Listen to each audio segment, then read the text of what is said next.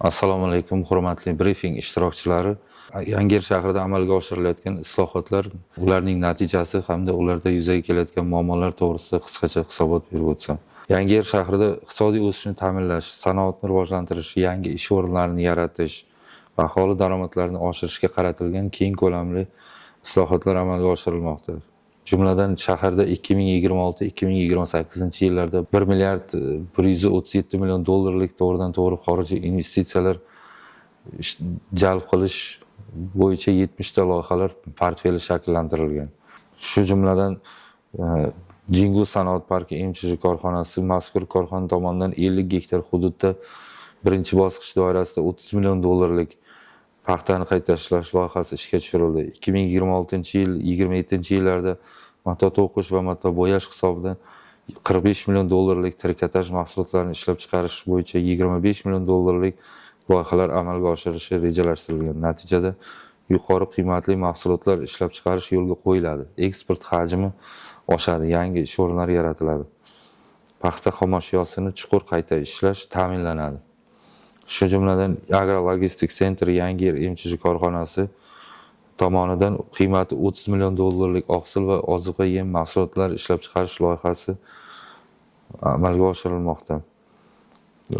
Hududda hamda agrologistika markazi tashkil etish loyihasi amalga oshirilmoqda. Ushbu loyiha qishloq xo'jaligi mahsulotlarini saqlash va qayta ishlash, infratuzilmasini yaxshilash, eksport logistikasini rivojlantirish, agrosanoat zanjirini shakllantirishga xizmat qiladi.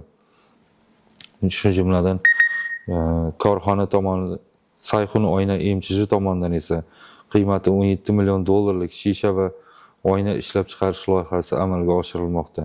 Loyiha doirasida import o'rnini bosuvchi mahsulotlar ishlab chiqariladi.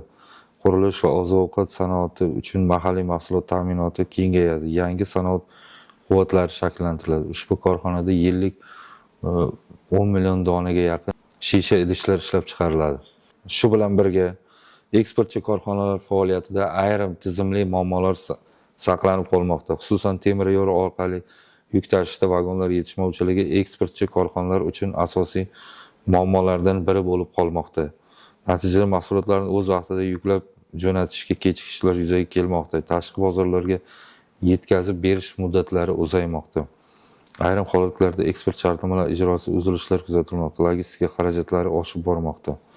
Kelgusi davrda quyidagi vazifalarga alohida e'tibor qaratiladi. Investitsiya loyihalarini o'z vaqtida ishga tushirish, sanoat zonalari infratuzilmasini to'liq tayyorlash, eksport mahsulotlar ishlab chiqarishni ko'paytirish, mahalliy kadrlarni tayyorlash va malakasini oshirish, yangi yuqori texnologik ishlab chiqarishlarni joriy qilish, sanoat kooperatsiyasini kuchaytirish hamda aholi bandligi va daromadlarini oshirishga alohida e'tibor qaratiladi.